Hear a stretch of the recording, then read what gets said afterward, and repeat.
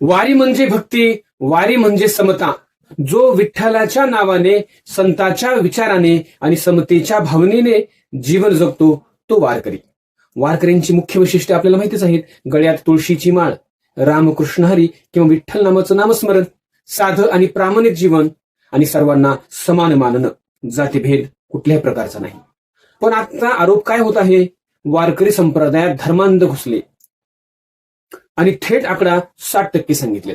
मित्रहो, हा सत्याचा आरसा आहे का की राजकारणाचा धुरळा आहे? वारकरी म्हणजे नेमकं काय?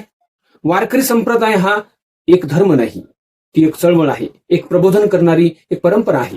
ही समाज बदलण्याचं आंदोलन करते. संत तुकाराम महाराज, संत ज्ञानेश्वर महाराज जात पात विचारू नये आणि विठ्ठल सर्वांचा आहे.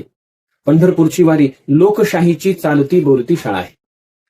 मित्रहो, वाद कसा पेटला हे समजून घेणे गरजेचे आहे.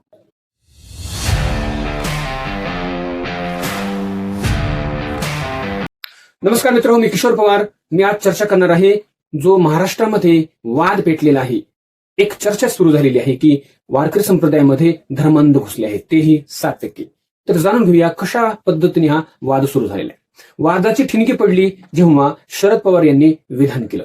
ते असं म्हणतात, वारकरी संप्रदायात प्रतिगामी आणि धर्मांध विचारांची घुसखोरी होते आणि सोशल मीडियावर लगेच ट्रेंड चालू होतं, 60% वारकरी धर्मांध.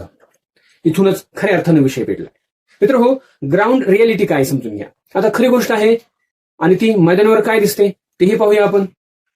उदाहरण, वारीमध्ये आजही सर्व जातीचे लोक एकत्र चालतात, कोणालाही अडवणूक होत नाही, म्हणजे समतेचा संदेश अजूनही जिवंत आहे. उदाहरण नंबर 2, काही ठिकाणी धार्मिक घोषणा अधिक आक्रमक आहेत, काही राजकीय झेंडे आपल्याला दिसू लागतात. इथे प्रश्न निर्माण होतो, भक्ती की ब्रँडिंग.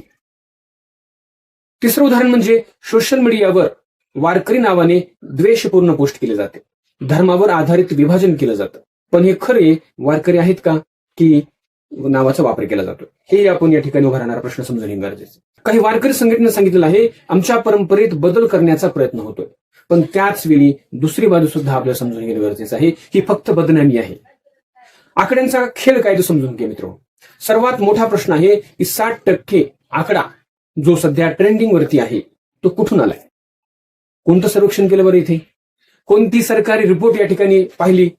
कोणता रिसर्च स्टडी, कोणत्या प्रकारची रिसर्च या ठिकाणी केलेली आहे?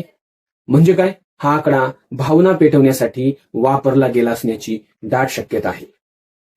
2 बाजू आपल्याला समजून घ्यायची आहेत. बाजू नंबर 1, काही लोक म्हणतात हो विचारधारा बदलते. बाजू नंबर 2, वारकरी म्हणतात आमची परंपरा अजूनही शुद्ध आहे. राजकारणाचा अँगल आपण समजून घेणे गरजेचं आहे. धर्म प्लस भावना आणि पॉवरफुल कॉम्बिनेशन. निवडणुका, मतदार आणि समाजातील प्रभाव, त्यामुळे असे मुद्दे मुद्दाम उचलले जातात. मित्रहो, शेवटी एवढंच म्हणेल मी, वारकरी संप्रदाय तो संतांचा विचार आहे, राजकारणाचा नाही. 60% धर्मांध याचा कोणताही पुरावा नाही. पण बदल होतोय का, तर चर्चा यावरती चालूच आहे.